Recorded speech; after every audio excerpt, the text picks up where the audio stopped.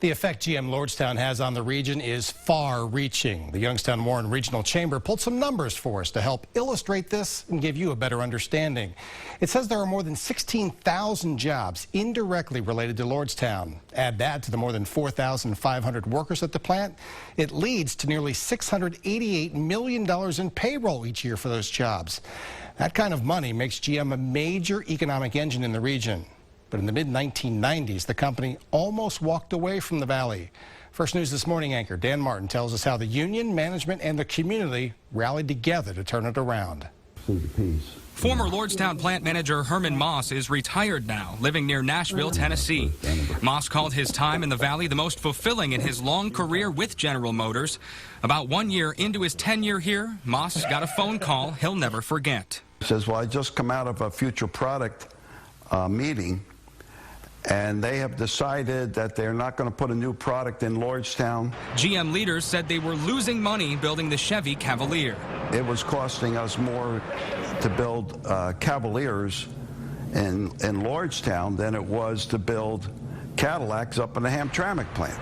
The plan was set to shut down Lordstown after the 2000 model year. Moss says he took the bad news to UAW 1112 president Al Ali. He said, well, what can we do? Can we turn it around? I says, all you can do is make the cost improvements, improve the production, get the quality up, and let the corporation decide. The two sides started working together to lower costs at the plant. That would mean eliminating positions. Because the Lordstown plant was 30 years old, they were able to do that through retirements.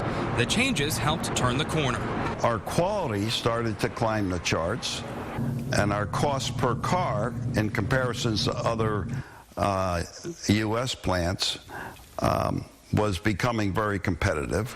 The changes here caught the eye of UAW union leaders. And they made some changes that the International looked at and said, what the heck are you doing? And those guys said that we're doing what we have to do to keep this plant. Along with the changes inside the plant, a public campaign was launched called Bring It Home. Champions know what it takes to win in a competitive environment. But we felt that we really needed to get the people to understand how important that facility was to this community, the thousands of jobs that had come off of it and the revenues that come into it. The hard work by union members, local management, along with community support paid off, and Lordstown was awarded the next generation small car, the Chevrolet Cobalt. Dan Martin, WKBN 27 First News.